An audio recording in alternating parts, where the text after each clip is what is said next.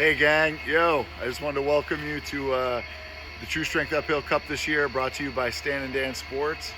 We're super pumped to be partnering with them this year as they've sponsored our entire cup. They are brand new carriers of the entire Dynafit line of blacklight skis and touring gear. They also are carrying the DNA and the Metsalama gear for racers, so you want to check those guys out for sure. So welcome to race one. Super pumped that we've managed to get a ton of snow. I've just finished kind of doing the first round of wands and setting things out. There is a ridiculous amount of snow out there. If you guys have been skiing the backcountry at all, you'll know that there's also, a layer of crust in there for sure. But on top, we've got some really nice, soft, fluffy snow, and it's going to make for a great race. So I thought I would go over some quick stuff on the course real quick in front of the map here. Show you the course. I'm going to provide in the email annotated tabular, that's just like the stats per segment. So if there's a skinning segment, it'll tell you the vertical. It'll give you all those things in order just to help you plan your day. I'll also give you a mocked up trail map, photo, and a CalTopo map. So hopefully all those three things help, plus this, and we'll get right down to it. We'll cover rules real quick. So there are some really basic things that I want everyone to adhere to. Most of the USSMA ski rules are things that apply. Main ones for safety are things like poles on the snow during the entire transition. So don't have your poles waving them around or standing up with your poles. Put those down first and then start your transition. With that being said, if you're in the transition area, be mindful of other racers. Skins should be fully tucked away in your suit, in your jacket, in your pack, however you decide to carry them.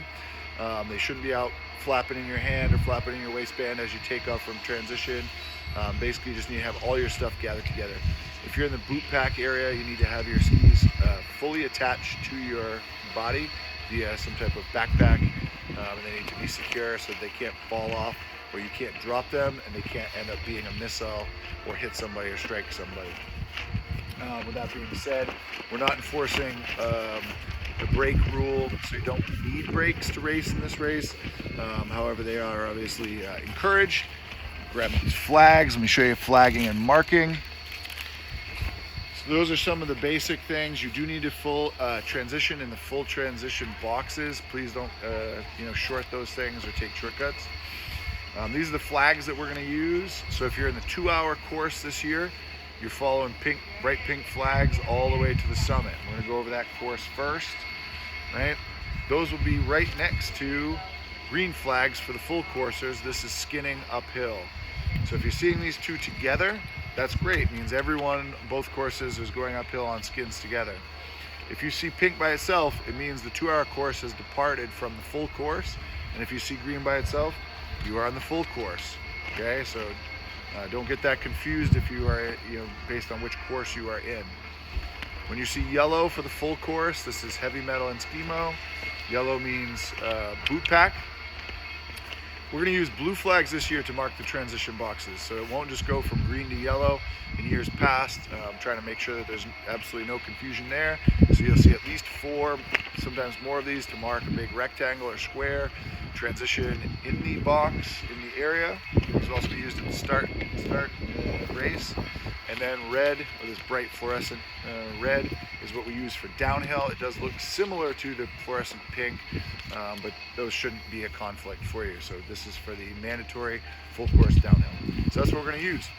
In addition to that, you will see some clothespins on trees, in places where I felt like grooming was going to be done heavily and that we might lose some wands, or on ungroomed areas. So you'll see clothespins in the trees. Usually I put at least 2 of these per branch, and with a long red or a long yellow or a long green, you're going to see those. So follow those guys, okay? With that being said, marking on the downhills for the full course has been done sparingly, usually in clumps of 2 to 3 flags, wands, or ribbons, or a combination.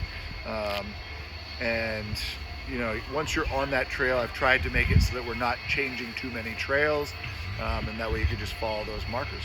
Okay, let's get on to the course. I think that covers most everything. So we're going to start out of here like we always do. We're probably going to be back closer to the basically, here's the big lodge, and the map is old and outdated. So the lodge was here.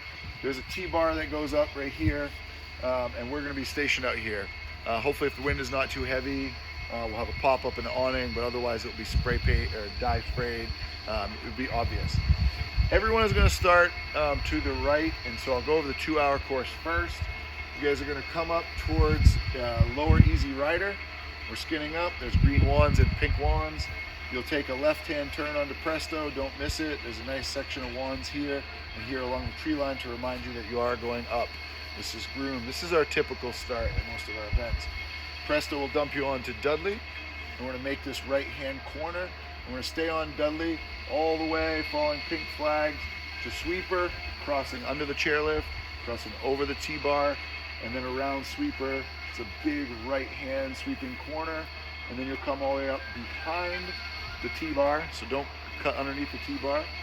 Come up around, and here where you'll see the chairlift line runs, just to climbers left and skiers right. Tucked into the woods is a main transition box. It's going to look like the United Nations. It's got so many flags. So blue marking the box, green marking the entrance. So you're going to enter in kind of on the right-hand side, ski to the back, take all your skins off, and you'll exit back out to the left side. There's a red flag there. That will help flow of traffic, and we're tucked away from anyone on the groomers there. And if you're in that 2-hour course, you're going to pick anything that you want that is open to ski down that best suits your ability. Get back to the bottom, suit up again, skin up again, do the same lap. It's 2 hours to see how many you can do in that, and I can't wait to see if somebody's going to be able to do 6 or 7 this year in the 2-hour span. There'll be some hot laps on that one, I think. Okay, so let's go full course. So if you're in the ski mode category or the heavy metal category, it's the exact same start. We have 2 laps that you're going to do each twice.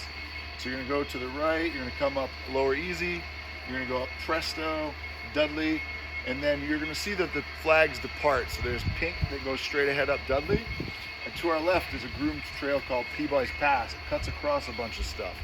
Over here will be green flags all by themselves, no more pink. You're going to cut across, and again, this map is outdated. They've clear cut a big trail called What's the Matter U, or we call it the U. And you are going to skin until you see a blue box. Transition, and then boot pack up this. This is a pretty heinous boot pack. I put it in, it took me about half an hour. It's so deep in the crust, so hopefully you appreciate all of my hard work and suffering out there today. So we got that in. There will be an upper transition box, and then you'll hit Nell's Way. And this may be groomed right now. As of right now, it's not, but you'll skin across Nell's Way, so just a little bit to the left. It's very flat, kind of a cat track. It dumps you off onto Boris, and this will be groomed. You'll skin up to the Sweeper Junction, and we'll rejoin the 2-hour course. Skinning all the way across under the chairlift, across the T-bar, and on the Sweeper, and up to that same transition area. And you'll de-skin and ski down. Our lap for this is going to be coming straight through, and you're not going to want to miss this. You're going to head towards the T-bar at this point. You're never going to cross back under it, but you head towards it, and you're going to dump down what we call upper fractured fairy tails. This is an ungroomed trail. It skis right into and under the chairlift line. That's how you'll know you're on it. It's just a little chute. It's definitely a little crispy in places and got some crust, but it's skiing pretty well. And then you'll drop onto the lift line. From there, it's very easy to know you're on the route because you're literally under the chairlift. And I have marked orange wands, 2 of those in front of a bunch of different ski towers, just to remind you. You're going to ski all the way down this. This is skiing quite well, and then you're going to cut through. When you come down here, chances are there'll be a big chairlift line spreading across the snow on Sunday. You really need to slow way down and do what most skiers would do, which was go around the back of that line safely, as if you're getting in line, and then ski back to the transition box and come into transition. Transition will head out to the next loop. Next lap will go behind the T-bar, so you're going to ski down behind the T-bar and skin up lower roundabout. Just once you've passed Fearless and Lower Rockies, be looking for a right-hand turn into the woods. I'm going to take us off the groomer. It's skinning only. We're not boot packing on this lap, but it gets us in the trees for a little while. It's flat and rolling. It's very nice. It's aesthetic. And it's going to dump us back out on a roundabout just as we head into the transition from lower to upper roundabout. You're just going to simply follow that same groomer, that main big football trail, all the way to the top of what we call Upper Rockies Run. You'll see you're coming up, and there'll be a big oak tree on your right. There's blue transition flags, and then a red transition flag just past that. So enter the box, take your skins off, and ski down Upper Rockies. Definitely ungroomed. You know, we'll need some skill on this one, right? And pay attention and just ski this through. I opted for not doing Lower Rockies just because of some of the areas in there, and instead I'm going to take us down Snidely Whiplash. So you're going to cut to the left. So there'll be a main junction here. Again, 3 orange flags lead you to the left. There's 2 trail signs. Take Snidely to the left. That dump showing to Fearless. As of right now, Fearless is ungroomed, and I have my fingers crossed it's going to remain that way. That's also skiing really nicely. If they groom that, you're just going to dump this out onto the groomer and finish that all the way down, connecting to Roundabout and coming back down behind around the T-bar. Do not cut across. Well, I guess on the downhill it's probably okay, as long as you're really watching uphill traffic, unless they have it taped off, and then in which case you definitely need to go around behind the back of the T-bar and skate into the transition zone. You'll repeat lap 1, come back down, repeat lap 2.